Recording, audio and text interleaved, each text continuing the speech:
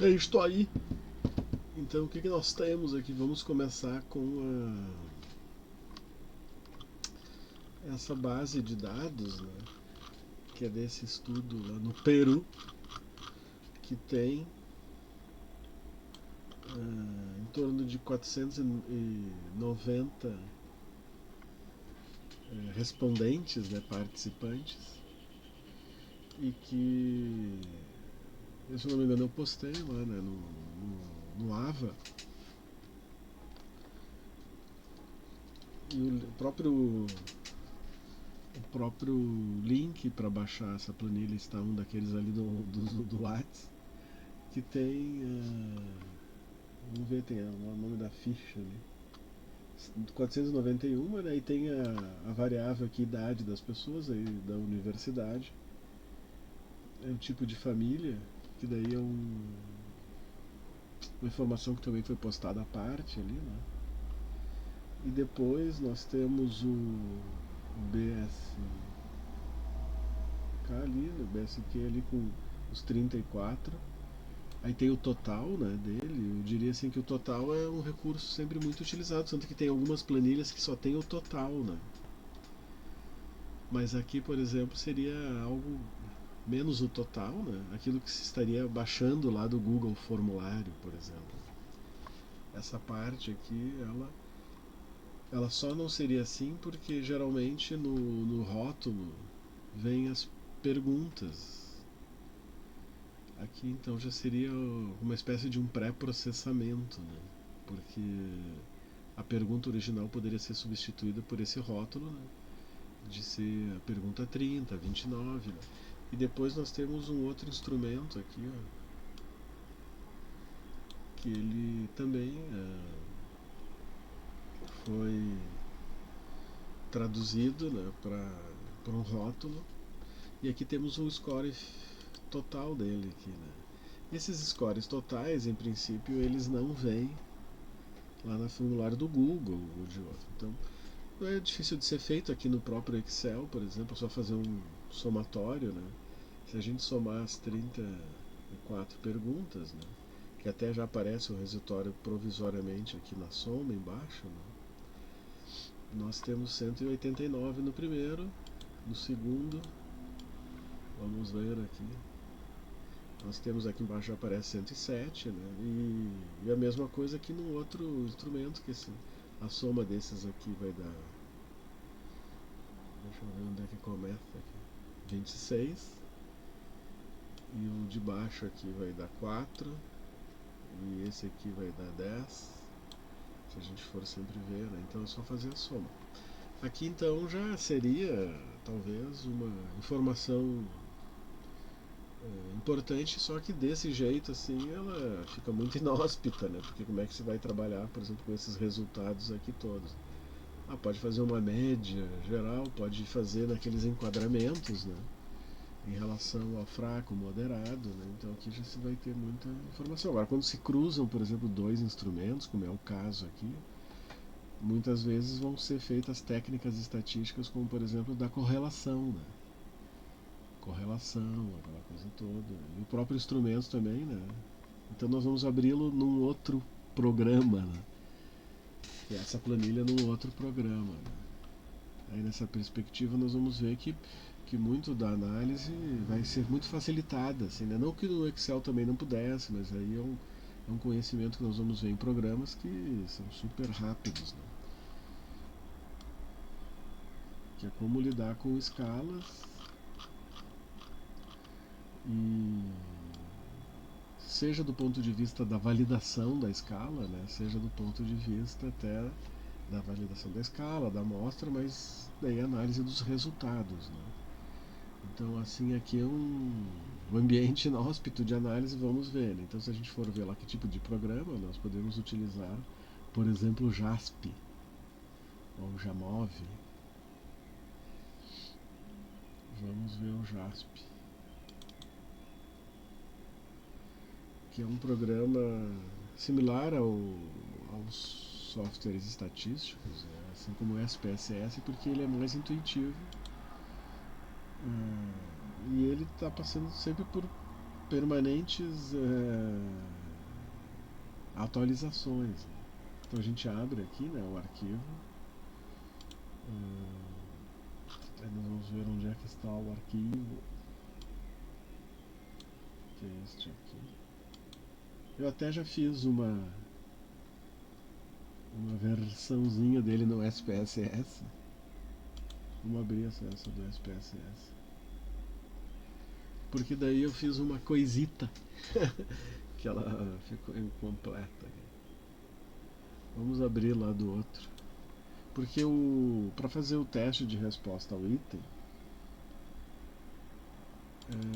nós temos que traduzir ali os resultados para o primeiro categoria C0 e não 1. Então a gente faria não de 1 a 6, mas faria de 0 a 5. Vamos abrir aqui, vamos ver se vai abrir aqui. Essa aqui é o original, ó. Então que ele está de 1 a 6 no BSQ. Porque para fazer alguns testes, por exemplo, de resposta ao item, depois nós abrimos aquela outra versão, porque daí ela precisa que os resultados eles comecem pelo 0. É uma obrigação ali, né, para que isso seja feito. Mas se nós abrirmos aqui, então, se formos ver, nós temos aqui a mesma planilha. Só vamos trazer aqui mais para o início, em que nós temos a idade, a universidade, o tipo de família, e depois nós começamos ali o instrumento, que é numa escala ordinal, né? Que é esse símbolozinho aqui, ó. Se nós fôssemos, nós poderíamos formatar aqui, a gente pode colocar nominal, nós poderíamos também colocar de um número, né? Que seria a escala mais métrica, mas nós podemos deixar o ordinal, né? Quando a gente dá a gente pode ver aqui, ó, um double clique, ela traz ali os rótulos existentes, né? Como a gente estava dizendo, ele vai sempre de 1 a 6, né? Aqui poderia ter, no caso, está se dizendo ali se é muito pouco ou não, né? Não vamos mexer assim, né? Porque daí ele lidaria com essas duas informações, né? Ele lidaria com o rótulo esse, se é muito, pouco, bastante, concordo totalmente, discordo, ou se está lidando apenas com número, né? Aqui no nosso caso, então, nós estamos ali deixando só com números, a gente poderia fazê-lo, né? A gente poderia colocar aqui o rótulo pouco ou nada. Se a gente faz assim, vai ficar um nada ali, agora a gente tem que achar. Cadê? Não sei se salvou, era 8, né? Tem que salvar também, se não salvar não fica, né? Porque vai mexer na equação ali, é melhor a gente não fazer isso, mas poderia categorizar, né, o número 1 com o seu devido rótulo. Então, se nós temos essa planilha aberta no JASP, além dela ser similar ao do Excel, ela tem funcionalidades diferentes em todos os pacotes estatísticos aqui, né? E uma das situações seria de verificarmos a confiabilidade, né? A confiabilidade é uma técnica para validação, digamos assim, da amostra, validação desses resultados, né? E aqui nós estaríamos lidando com a confiabilidade unidimensional, que é, por exemplo, no caso do BSQ, se ele as 34 fazem parte de uma mesma dimensão, né? Por isso que ela é unidimensional, nós podemos colocar as 34 perguntas e podemos verificar aqui então o resultado que vai sair, né, da análise. Aqui ele já está pré-programado, né, assim como default, assim como padrão, fazer o ômega de McDonald, que é uma boa técnica de confiabilidade. Nós temos aqui também o alfa de Cronbach, que talvez seja mais usual, mas ela tem algumas limitações, porque ela consideraria os 34 no mesmo nível, né, assim com o mesmo peso. Ali não está tendo nenhuma grande diferença, elas são super válidas, porque esse cálculo ele vai de 0 a 1, ou seja, quanto mais perto de 1, mais confiável é. O problema é que se é muito perto de 1, como é o caso, parece que não precisaria fazer as 34, uma pergunta só seria suficiente, né? Agora também ele é sensível à quantidade de itens, né? Então se nós pegássemos apenas, vamos pegar só 4 itens, vamos tirar os demais. Agora aqui. Vamos deixar só 4 itens, vejo que caiu um pouco, mas mesmo assim eles estão bem coerentes, né? Nós até podemos colocar aqui a média,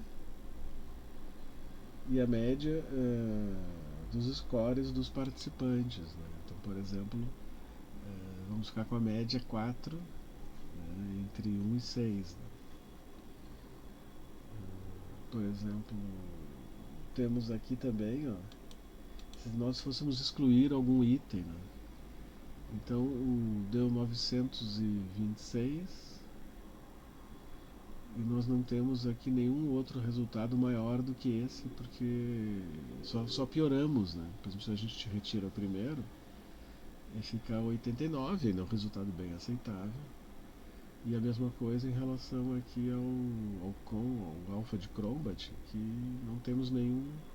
Eu diria que o terceiro ali é o mais ruinzinho, mas é um ruinzinho bom, porque se nós fôssemos retirá-lo, ele praticamente manteria o resultado. Vamos lá colocando aqui, né, as outras 34 para fazer bem acertadinho, né? Vai demorar um pouquinho agora, né? Ele vai calcular assim para mais. Nós podemos constatar, ver se tem algum item que ele, ao ser retirado, ele melhora. Mas como os resultados eles estão muito inflados, né? Até pela quantidade de itens, é difícil que fique melhor, né? Porque já eram números bem expressivos. Aqui, se nós tivéssemos algum item em escala reversa, é quando alguma pergunta ela é negativa e as outras são positivas, né? Então, por exemplo, aqui nós estamos vendo que a concordância ela é sempre ruim ali para a imagem corporal, né?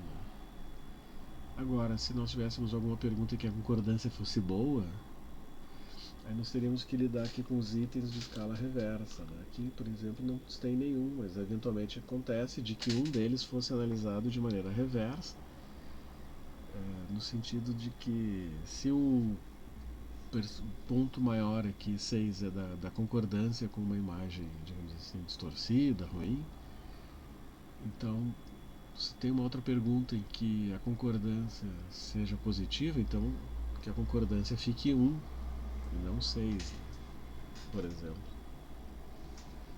Aqui ele vai demorar um pouquinho, né? São muitos itens, né? É um cálculo de certa maneira complexo, né? E é isso aí, ou seja, aqui é uma maneira de ser analisada a validade, né? E eu destaco que o ômega de McDonald's, os dois podem ser reportados, mas ele já é mais sensível a diferenças entre os itens, né? No sentido de que talvez nem todos eles tenham o mesmo peso, como é o problema do alfa de Crombat, que era o mais usual, até porque ele está presente em pacotes estatísticos como o do SPSS. Né? Então ele vai demorando um pouquinho, mas aqui vai dar um resultado. Aqui ele não vai ser diferente daquele resultado que já vimos, né? Só que agora ele está calculando tanto para o ômega quanto para o alfa, e ele também está calculando item por item para ver se a retirada desse item melhoraria os índices de confiabilidade, né? O que talvez não seja o caso, né? Vamos lá, pessoal. Vamos lá. Mas também nós podemos pensar em outras análises aqui, né? Então, por exemplo,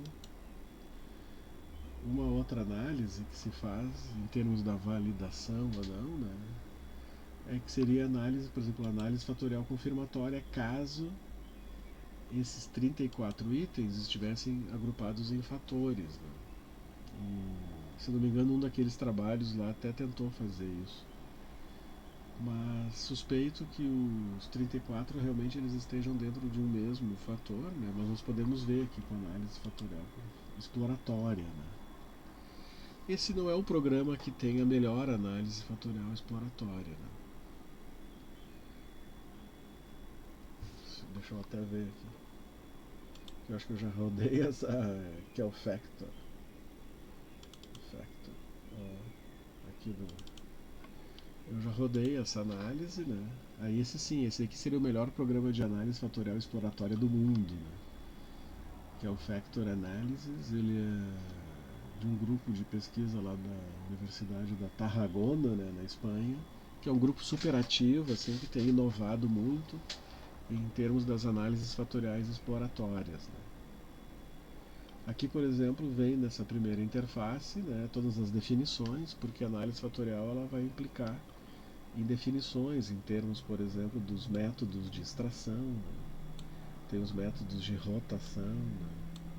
E daí, se nós formos ver, que são as definições mais atuais e melhores, né? Por exemplo, assim, faz uma matriz de correlação policórica, que é a base, né, da análise, faz correlação dos itens entre eles, né, para ver o quanto que eles têm correlações, né, assim, fortes ou não. Aqui nós temos o método de extração, que é um método voltado para os dados ordinais. Aqui depois nós temos também a própria simplicidade da rotação, né, que é o robusto Promin, que é também ele é super novo, né, 2019 também. Né. Então aqui nós temos as técnicas mais avançadas. Hoje em dia a própria retenção de fatores, né, é o método paralelo otimizado, né, que também é um método super avançado. E aqui então nós começamos a ter os resultados, né. Aqui, por exemplo, temos as médias de todas as 34, com confiança de intervalo, a simetria e a curtose. Aqui, por exemplo, diz que aqui tem umas explicações aqui, né, da matriz policórica. Em princípio, ela é pertinente porque o próprio programa vê se a melhor maneira de analisar os dados é numa matriz policórica ou não, né? Vamos ver se aqui ele já apresentou, então aqui praticamente ficam os mesmos resultados, né, para o alfa de Cronbach e, e para o ômega de McDonald's, né? Então, em princípio, não tem por que deixar ou retirar ali, né? Aqui, então, nós temos algumas informações estatísticas, né, da frequência de cada uma das opções ali, né? Depois nós temos a matriz policórica aqui, né? Então, por exemplo, do primeiro com o segundo, né, tem uma correlação de 0,89, super alta, né? Por exemplo, do primeiro com o terceiro, se nós formos ver, para mostrar que o instrumento tem uma mesma dimensão, elas devem ser correlações parecidas do primeiro com os outros 33, né? Se ele tem mais forte com algumas e mais fracas com outras, significa que ele poderia se aproximar mais de alguns do que com os outros. E se a gente vê com 80, 89, 82, 80, 83, 79, 83, 79, 77, isso é um sintoma de que ele tem fortes correlações com todos os itens e não só com alguns, que poderia criar a ideia de fatores, né? E assim, se a gente assim sucessivamente, nós formos ver o segundo também tem forte com todos os outros. E assim vai. O terceiro também tem forte com todos os outros. Aqui já tem o resultado, por exemplo, com o dígito 6 aqui, né? Mas em princípio também seriam fortes. Então isso é um sintoma. Se nós formos ver aqui depois aqui na rabeira também, as correlações são fortes, né? Isso significa que dificilmente aqui dificilmente esses 34, nós teríamos que vir mais aqui para o lado, eles eles são muito fortes, os 34 com eles mesmos, né? Então nessa amostra, isso significa que talvez os 34 possam ser analisados em conjunto. Isso é um sintoma já pela matriz policórica. Aqui nós temos uma adequação da matriz, tá boa. Aqui nós temos uma outra adequação do item em relação aos índices, porque a gente aqui tem uma explicação, né? Por exemplo, nós poderíamos retirar aqui alguns itens, mas não foi o caso, todos eles estão salvos. Aqui começa então a análise do quantos fatores, né? Se ele se é unifatorial ou se ele é multifatorial. E aqui então que é o da análise paralela, que ele é feito com reamostragens, né? Tem toda uma técnica que ela faz aqui. Então, em princípio, a ideia é de que se esse primeiro valor aqui ele é superior a esses dois na média da randômica da variância, né, e levando em consideração 95% dessa variância, se esse primeiro número ele é maior que esses dois, então significa que aqui ele é um fator, né? Mas se a gente olha aqui o segundo, ele já é menor do que esses, então a recomendação aqui é só de um fator, né? Só que eu pedi dois, então ele vai fazer a análise baseado em dois, né? Mais ou menos dividindo esses itens aqui. Ó. Então nós vamos ter alguns itens que comporiam um segundo, mas eles são todos itens com carga cruzada praticamente. Então nós temos alguns itens que eles até carregam só num fator, então artificialmente, mas se nós formos ver todo o resultado ele é baseado em dois que eu pedi dois, né? Mas a análise anterior aqui nos mostra que ele poderia carregar só com um fator, né? E aqui nós já teríamos alguns índices de ajuste, né? Importante, assim, mas como eu pedi dois, ele fez para os dois, né? Então se eu tivesse pedido aqui só um, ele já traria índices de ajuste, aqui tudo bem, mas nós podemos fazer os índices de ajuste aqui na análise fatorial, por exemplo, confirmatória, né? Então para nós confirmarmos se realmente esses 34 eles compõem um único fator, ó. Então eu vou ter que colocar aqui, ó, do pairwise, e eu vou ter que fazer, ó, do mesmo mesma técnica, né?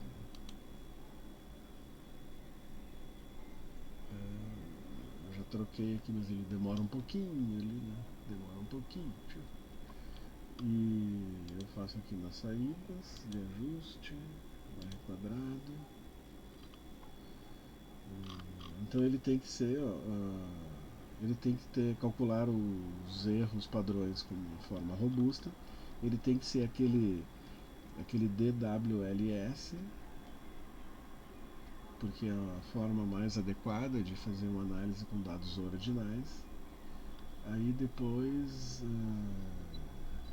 eu tenho aqui quais são as informações, né? Que são aquelas dos índices de ajuste. Aqui tem o R quadrado, que eu já vou comentar.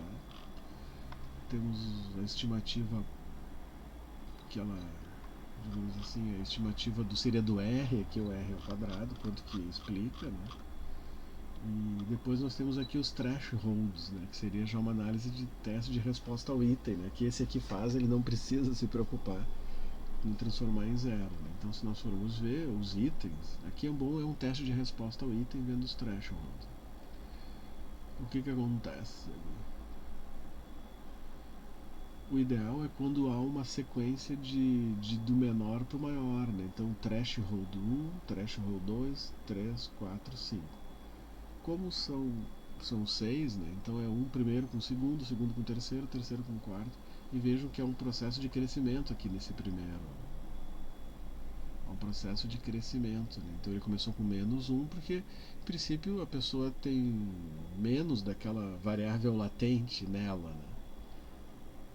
Então vai aumentando, né? Só que não aumentou muito, né? Ele saiu de menos 1,13 e foi para 3,1. Aqui também menos 3 foi para. Isso aqui é um pouquinho menor, né? Então tem uns itens que eles vão ser maiores no fim, outros vão ser menores, né? Mas eu diria que esses índices de ajuste aqui, eles validam bastante, né? Do ponto de vista, por exemplo, do CFI, que é bom que ele, quanto mais perto de um, melhor é, né? Ou seja, que é a comparação entre um modelo todo desajustado e esse, que é a proposta que os 34 estão juntos, né? Então seria desse modelo, né? Quanto mais longe está de um modelo assim bagunçado, desse modelo ajustado para uma dimensão só, ele está quase que seria quase que 100% diferente, né? Nós temos também aqui o TLI, aí nós temos os índices dos resíduos, né, que é importante porque é como se fosse assim, uma pessoa com um tamanho 40 querendo entrar numas calças tamanho 36, né, deve ficar umas gordurinhas ali para fora, para cá, né? E aqui a gente percebe que o resultado ele é aceitável do ponto de vista dos resíduos, que é o RMC. O ideal é que ele ficasse 0,06 até, né? Mas se ele não ultrapassa o limite superior a 1, ele seria 0,1 aqui, ó. Então ele está ainda abaixo. Ele está aceitável. A gente tem o SRMR, que também ele tem que ficar menos de 0,06. E aqui nós temos o R ao quadrado, que seria quanto que a variável latente, né, ela explica nessa primeira. Então nós estamos vendo que em termos de 78% da variabilidade do primeiro é explicado pela variável latente do BSQ. E aqui nós vemos que quase todos os itens eles são fortemente explicados pelo BSQ. No sentido de que muito da variabilidade, se a pessoa está respondendo 1, se está respondendo 2, se está respondendo 6, se está respondendo 5, tem a ver com essa variável latente BSQ. Nós vamos ter aqui nesse, a gente pode ver aqui pelo erro, cadê o erro? Valores residuais, né, que seria o 0,17, ele combina aqui com o 83. Ó. Então, assim, nós temos um erro de 217 e um acerto de 783, né? Então tem um pequeno errinho ali que a pessoa de repente espirrou, sei lá, a pessoa quando ela decide se ela vai responder de 1 a 6, ela tem outras motivações do que. E alguns até eles são irrisórios, né? Que é como se fosse 22%. Aqui, por exemplo, é 8%. E nós não temos nenhum grande. Esse daqui é um instrumento. É também uma amostra de um instrumento bem feito. Aqui seria um resultado bem aceitável, né? Que até poderia ser reportado no sentido de mostrar que realmente está bem feito, assim, né? Essa amostra. Agora, isso daqui foi só da validação, né? Vamos pensar assim, ó. Nossa, e ali nós temos dois instrumentos, né? Então a gente pode fazer uma correlação, né? Correlação entre dois valores que são os totais ali, né? Então tem o total do BSQ e o total daquele outro lá, né? Opa. Ó, e daí ele deu uma correlação de super alta, né? De 7,91, né? Então nós vamos. A gente pode fazer aqui uns tamanhos de efeito. Apesar de que a correlação ela já é um tamanho de efeito. O próprio valor da correlação de Pearson já é um tamanho de efeito. Não precisaria. Tamanho da amostra. Levando em consideração o tamanho da amostra. Gráficos de dispersão, assim, vamos ver, mas seria só para ilustrar, né? Aqui mostra essa reta aqui, né? E aqui são as combinações, né, dos resultados. Né? Que uma vai até 180, ali a gente via, né? Tem até o teto 200 e aqui é menor. Então a combinação, cada caso ali dos 400. Densidade das variáveis. Então a gente vê aqui, ó, tem uma certa densidade em relação às respostas, né? Dos mais severos e dos menos, e aqui também desse outro. Tem muitos zerados, né? Então a gente tem uma densidade assim, tipo, com dois grandes picos, né? Nessa primeira e nesse aqui a gente tem uma queda acentuada mais nos resultados intermediários, né? Cara, e aqui a gente pode fazer as outras opções, mas eu diria que a correlação entre esses dois instrumentos, que seria um, por exemplo, para testar algum problema de sofrimento, né? E esse do BSQ. Então nós estaríamos vendo que quanto mais cresce um, mais cresce o outro. Dá para ver por esse gráfico aqui. Ó. Vai crescendo um e vai crescendo o outro também. Né? Então significa que quanto mais cresce o BSQ, também mais cresce o outro instrumento que foi aplicado. Né? Beleza, sim, esse é um primeiro vídeo assim, mais curtinho. E vamos indo ali devagarito, vendo esses resultados.